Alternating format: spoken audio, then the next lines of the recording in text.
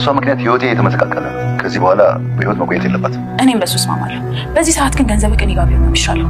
አሁን ዋና ስራ መሆን ያለበት እሷን ማጥፋት ብቻ ነው። ምን አድርጎ እንደታሰረ ሳታውቂ ነው ገንዘብ ከፍለሽ ያስፈታሽው? በጊዜው ጊዜ አልነበረኝ፣ ነገሩን አላጣራሁትም። ግን ጓደኛው መጥቶ በገንዘብ መውጣት እንደሚችል ሲነግረኝ ለጓደኛው ገንዘቡን ሰጠው። ምንም ይሁን ከማስፈታትሽ በፊት እኮ በደሉ ምን እንደሆነ ማወቅ አለብሽ አይደል? ትሁት ወንድሜ ነው፣ ይሄ ግዴታዬ ነው። ወንድሜ ታስሮ እንዲበሰብስ ማድረግ አልችልም። ስለዚህ ወዲያው አስፈታሁት። ወዲያው ወደ ውጭ ወጣ። ከዛ በኋላ ተመልሶ አልመጣም። ቤቲ ሳላቅ ላስከፋዎች ነገር በሙሉ በጣም ይቅርታ አድርጊልኝ። ችግር የለውም ትሁት፣ እንድታዝንልኝ አልፈልግም። ምን ያክል ብርቱ ሴት እንደሆንሽ አሁን ተረድቻለሁ። የደረሰብሽ ህመም የሚሰብር ነው አውቃለሁ። ግን ደግሞ አንቺ ላለመሰበር እየሞከርሽ ነው። ቀና ለማለት እየጣርሽ ነው። ግን ደግሞ በምንም ነገር ከፈለግሽኝ ከጎንሻለሁ። የማግዝሽ ነገር ካለ ማለት ነው። የፍቅረኛሽን እናት ለማጥፋት በማደርገው ጉዞ ላይ አንቺ ከጎኔ ነሽ። አየሽ አይደለም ከፍትህና ከምትወዱ ሰው መምረጥ ከበደሽ። አይ ቤቲ አልከበደኝም። ግን ደግሞ እኔ በበቀል አላምንም። እኔ ደግሞ የሰው ልጅ እጁን አግኝቶ ካላየው አያውቀው። ይሄ ነገር እኮ ለእሷ አዲስ ነገር ነው አይደለም እንዴ? ታውቂያለሽ ደግሞ ያደረገችውን ነገር እንደማታውቂ። እኔ ምንም አላልኩም። አንድ የተበደለ ሰው ፍትህ ማግኘት አለበት። ደግሞ እናት አወቀችም አላወቀችም አንድ ወንጀለኛ ሰው ሽታ አድርገን አውቃለሁ። ይሄንን ምን ደግሞ እናት ስለሆነች አይደለም የኔ አቋም ስለሆነ በዚህ ጉዳይ ግን እናት አንደኛ አቋም ያለኝ። አባት ደግሞ ከዚህ በኋላ ምንም አያመጣም። አባቴን ታውቂዋለሽ። የበደለሽን ነገር በሙሉ ስለሚያውቅ አልተኛልኝ ብሎ ስለሚያስብ ቀን ከሌሊት አንቺን የሚያጠፋበት መንገድ ነው የሚያስበው። የኔ ልጅ አታስብ፣ ምንም አያደርገኝም። ይልቅ ቀለል ያለ ቤት ፈልግና እኔና አንተ አብረን በሰላም እማዬ፣ ምንም በሰላም የሚባል ነገር የለም። እባክሽ እሺ በይኝና ነገሮች መስመር እስኪይዙ ድረስ እዚህ ልትሄጂ እንደሆነ እናቴ ነገር ከዚህ በኋላ ማስቸገር አልፈልግም። ስለዚህ እኔ አስቸግርሽኝ አልኩ አለ። ያው አንተማ በጣም ጥሩ ሰው ነህ። አልጠበኩም ነበር አለ። ግን ካሰብሽበት አላስቀርሽም አለ። በጣም አዝኛለሁ። በጣም ያ ሁሉ ነገር ዝም ብሎ እንደሆነ እንዲሰማኝ ነው ያደረግሽው። ለካ ቤተሰብ አልነበር። ማን ነው?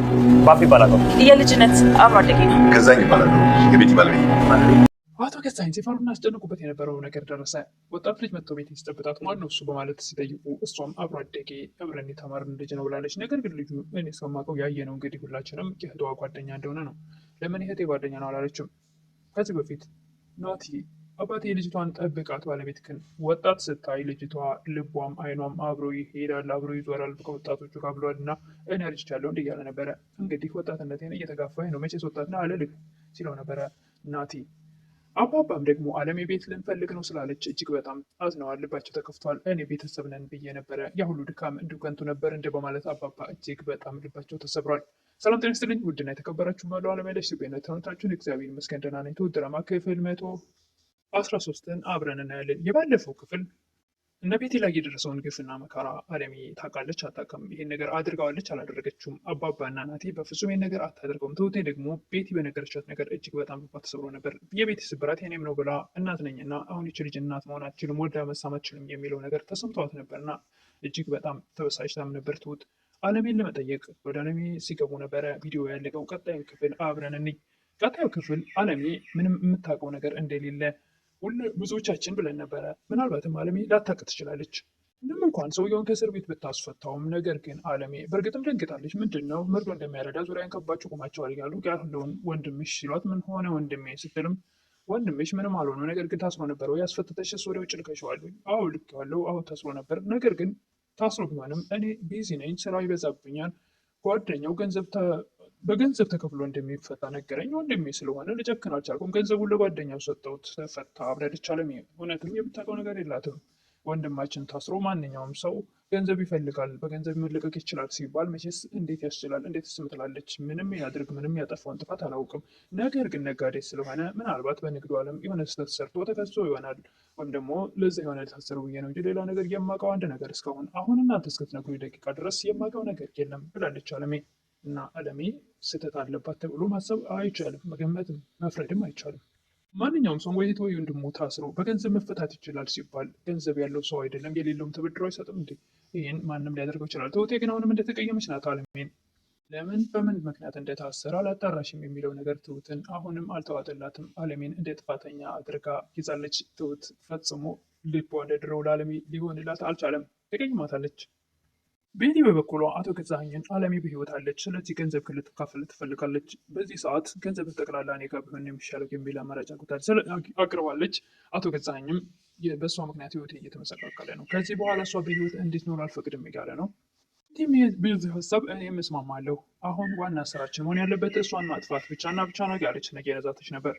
አለሜም ከዚህ ጊዜ በኋላ ከረጅም ዓመታት በኋላ ይህን ጥያቄ ለምን አነሳችሁ? ስለ ወንድሜ ምን አዲስ ነገር አለ? እኔ የማውቀው ነገር የለም እስከዚህ ሰዓት ድረስ እያለች ስትል ትሁትም እጅግ ተበሳጭታ ምን ወንጀል እንደሰራ ሳታጣር እንዴት አስፈጫለች? በቃ እኔ ልሄድ ብላ ወደ እናቷ ገዙ ቤት ትሁት ትሄዳለች። አቶ ገዙ መማራዋ መጣሽ እንደፈለግሽ እየዞርሽ ስራውን ተውሽው አይደለ? ከዚህ በኋላ ከዚህ በር ልፍ እንድታይ አልፈቅድልሽም እያለ ይዝት ነበር። አለሚም ለናቲ ለምንድን ነው የማትነግሩኝ? ከዚህ ሁሉ ጊዜ በኋላ ይህንን ታሪክ ለምን እንዳነሳችሁት ለምን አትነግሩኝም? ምክንያታችሁ ምንድን ነው? ለእናቱ ምን ወንጀል ከሰርቶ ከሄደ በኋላ ድጋሚ ወደዚህ ሀገር አልመጣም ይል ነበር። እናቱ አዎ አይመጣም፣ መምጣትም አይፈልግም ይመስለኛል። ባላውቀውም ምን እንደሆነ ባላውቅም ከባድ ወንጀል ይመስለኛል የሰራሁት ነበር አለሜ። ትሁቴም የቤትን ነገር ከሰማች በኋላ እጅግ እያዘነች ነው። ለቤቲ እየተንከባከበቻትም ነው። እስካሁን ላሳዘንኩሽ ሁሉ ይቅርታ አድርግልኝ፣ አሁን ያለሽበትን እጅግ በጣም አሳዝኖኛል፣ ተረድቼሻለሁ ያለች ቤቲ ማጽናናት ጀምራለች። ትሁት ከተጎዱት ጎን ሁልጊዜም ስለምትቆም ትሁት የቤቲ ነገር አስጨንቋታል። አለሜን አሁን ወደኋላ ጣል አድርጋታለች። ምክንያቱስ አሁን የታያት የቤቲ ጉዳት፣ የቤቲ ስብራት፣ ቤቲ ድጋሚ ልጅ ወልዳ አለመሳሟ ያን ነገር ስታስበው እጅግ ልቧ ተሰብሯል። ትሁት ራሱ የቤቲ ነገር አለሜ እያወቀች ባታደርገውም ነገር ግን ለምን ነገሩን ሳታጣራ አስፈታቸው የሚለው ላይ ናት ትሁት። የደረሰብሽ ነገር እጅግ በጣም ልብ የሚሰብር ነው ያለች ትሁቴ ቤቴን እያጽናናች ነው። እባክሽ ከሆነ አትዘኝልኝ፣ ከንፈር እየተመጠጠልኝ አድጌያለሁ፣ አሁን እሱ ነገር ይበቃኛል፣ ሰልችቶኛል ትል ነበረ ቤቲ። ቤቲም የትሁትን ነገር ወይ ደግሞ ምክሯን ከሰማች በኋላ አሁን ውጭልኝ ትሁት ትል ነበረ። እሺ እወጣለሁ፣ ነገር ግን የማገዝሽ ነገር ካለ በማንኛውም ነገር ከጎንሽ ነኝ በምትል ሰዓት ትሁት ቤቲም የጓደኛሽን እናት ለማጥፋት እኔ ዝግጁ ነኝ፣ አንቺ በዚህ ከጎኔ ትሆኛለሽ የሚል ጥያቄ ስታነሳ ትሁት በፍጹም ይህንም አላደርግ አልችልም ነበር መልሷ። ይህም አባዬ ግን እማዬ ይህን ነገር አድርገዋለች ነበር። አዎ አድርገዋለች፣ ነገር ግን ወንድሟን ማዳኗን እንጂ ወንድሟ ያደረገውን ነገር በፍጹም አታውቅም። ናቲም ትክክል ነህ፣ ነገር ግን ህግ ጥፋተኛ ነው ብሎ ያሰረውን ሰው ማስፈታት አልነበረባትም። ይህ እዚህ ላይ ተሳስታለች። ትክክል ናት አለ ትሁት ተቆጥታ ከዛ ቤት ጥላቸው ወጥታለች። ባም ቤት የተበዳይ ነች። የትሁት ልብ ደግሞ ሚዛናዊ ነው፣ ወደ እሷ ነው። የትሁትን አስከፋናት እንዴ? አዎ እሱማ ልክ ነው። ትሁት አወቀችም አላወቀችም አለሜን እንደተሳሳተች ነው የምታስባት። መልስም እናቴ እኮ ምንም አታውቅም፣ እያወቀች አይደለም ያስፈታችው። አባማ እሱ ትክክል ናት እኮ እኛም ለምንወደው ሰው ይህን ነገር እናደርገዋለን።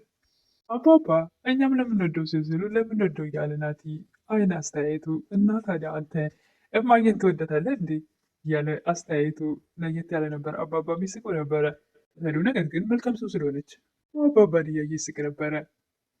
እነና አባባን በአንድ ጊዜ ሰርጋቸውን የሚደግስ ይመስል ነበር አስተያየቱ ናቲ። ዋና ለሜም እየተያዩ መሽኮርመማቸውን ቀጥለዋል። ለሜ ቅድም አስነጫነቅንሽ አይደለ? አይ ደህና ነኝ፣ ግን ያ ሁሉ ወሬ ለምን መደበቅ እንዳስፈለጋችሁ? ምንም አይደለም እርሺው እሱ ነገሩን አንድ ጊዜ ስለጀመራችሁት ምን እየያዘ እንደሚመጣ ባላቅም ብረና ያወለን ትል ነበር አለሜ። እህቴም ወደ አባቱ ቤት በር በማንኳኳት ለምን ማንኳኳት አስፈለገ? ዝም ብላ አትገባም ትል ነበረ። ወቅ ማድረግ እፈልጋለሁ፣ አብራው እንዴት ትወጣ ይፈልጋል። ነገር ግን ትውጥ በፍጹም አልችልም፣ ስራ አለብኝ ብለው ነበረ። ነገር ግን ለምንድን ነው በዚህ ልክ የተቀየምሽኝ? እናቴ ማሰቤት ትክክል አይደለም እንዴ? ነገር እኮ ለእሷም አዲስ ነገር ነው፣ የምታውቀው ነገር የለም አይደል እንዴ? ታውቂያለሽ ያደረገችውን ነገር ምንም እንደማታውቅ። እኔ ምንም አላልኩም፣ አንድ የተበደለ ሰው ግን ፍትህ ማግኘት አለበት እያልኩ ነው በማለት ትሁት መጫዋን ትጀምራለች። አወቀችም አላወቀችም አንድ ወንጀለኛ ሰው ወደ ውጭ ልካለች። ደግሞ እናት ስለሆነች ሳይሆን የራሴ አቋም ስለሆነ ነው። እናንተ ደግሞ አንድ አይነት አቋም ያለን አይመስለኝም። ትሁትም ተበሳጭታ እኔ አሁን ስራ አለብኝ አትቁም ወደ ውስጥ ግባ ብላው ጥላው ትሄዳለች። ናቴን የቤት እህትም ለሚንከባከባት ጓደኛዋ ቤቢ ለምትለው የሰፈር ልጅ አብሮ አደጓ ቤቢ እህት ያስጨንቃኛለች፣ ግን የመታከሚያ እንደደረሰ እየነገረች ነው። ነገር ግን ገንዘቡን ለማግኘት የሆነ ወንጀል እየሰራች ሳይሆን አይቀርም። እሺ እኮ በጣም ጠንካራ ናት። እናም አንቺን ለማሳከም ብላ የማይሆን ነገር ውስጥ ትገባለች ብዬ አላስብም ይላት ነበረ። ስራው ነገር ላይ ቆጥባ ልታሳክምሽ እየሞከረች ነው የሚሆነው። ነገ ነገር ሰርታ ብትቆጥብ ይህን ያክል ገንዘብ ልታገኝ አትችልም ስል ነበረ የቤት ህይወት። አንቺ አትጨነቂ፣ እሷ እኮ እህትሽ እኮ በጣም አስተዋይ ልጅ ናት እያለ እህቷን ያጽናናት ነበር። ወይም ደግሞ ምንም እንዳትጨነቅ እያደረገ ነበር። አለሜም ናቲን ነገ ቤት ፈልግ ደውል ደላላ ጋ ያለች ታናግረው ነበር። ናቲም እጅግ ደስተኛ አልሆነም። ከናባባ መለየቱ ደስ አላለውም። ቤቲም ለእህቷ ጎረቤታችን እንዴት ነው ዘጋጅበት፣ የኔን ወርቅ የሆነች እህት እንዲህ በቀላሉ ሊወስድ አይችልም ትል ነበረ። ከመጨረሻም አለሜ ቤት ፈልገው እንደሚወጡ አባባ ስትናገር አባባ እጅግ በጣም አዘኑ፣ ልባቸው ተሰበረ። እኔ አስቸገራችሁኝ ብያለሁ እንዴ? እኔ ለካ የሁሉ ድካም ዝም ብሎ ነበረ፣ እንደ ቤተሰብ ነበር የማያችሁ፣ ለካ ምንም አይደለንም ማለት ነው በማለት አባባ እጅግ በጣም አዝነዋል።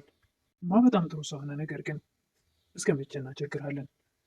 እኔ ያስቸገረችሁኝ እኮ አላልኩም፣ ካሰብሽበት ምንም ማድረግ አልችልም በማለት እጅግ በጣም አዝነው ይናገሩ ነበር አባባ። በጣም ነው ያዘንኩት በማለት አባባ ልክ ባዕድ ነን እኔ ቤተሰብ ነን ብዬ ነበረ፣ ቤቲም ወጣቱ ልጅ መቶ ሲጨብጣት አቶ ገዙ እጅግ በጣም ደነገጡ። ነገር ግን ቤቲ አብሮ አደጌ የሰፈር ልጅ ነው ብላለች። የእህቷ ጓደኛ መሆኑንም መናገር አልፈለገችም። ለምን ቤቲን ሲጨብጣት ማን ነው በማለት አቶ ገዙ ሲደነግጡ፣ እሷም የቤቲ የሚለው ነገር ሲያነሳ የልጅነት አብሮ አደጌ ነው በምትል ሰዓት እሱም ደግሞ ገዙ እባላለሁ የቤቲ ባለቤት ሲባል ልጁ ወጣቱ ልጅም ባለቤት ይህን የሚያክል ሽማግሌ ልጁም ደነገጠ። ሁለቱም ተደናግጠው ግራ ተጋብተዋል። ቤቲ አይደለም ባለቤት ምንም እንዳላት አያውቁም። እነሱ ስራ እየሰራች እንደሆነ ነው የሚያውቁት። ወጣ ብላ ከቤት ራቅ ብላ የስራ ቦታ አልቁ እንደሆነ አይነት ነገር ነው የሚያስቡት። ነገር ግን ይህን የሚያክል ሰውዬ እንዳገባች አያውቁም። ደግሞ ልጁን ስለምን የእህቴ ጓደኛ ነው ለማለት ከበዳት። እንደሱ ማለት አልፈለገችም። የልጅነት አብሮ አደጌ ነው ያለችው። እናም ሁለቱም ልጁም ግራ ተጋብቷል። የቤቲ ባለቤት ገዙ እባላለሁ ሲል ልጁ ግራ ገብቶታል። ሽማግሌ በዛ ላይ ደግሞ ባለቤት እንዳላት አያውቁምና ግራ ተጋብቷል። አይደለም እሱ እናቷ አያውቁም ይሄን ነገር። እናም እንግዲህ የዛሬ ቪዲዮ ይሄን ይመስል ነበረ። ክፍል 113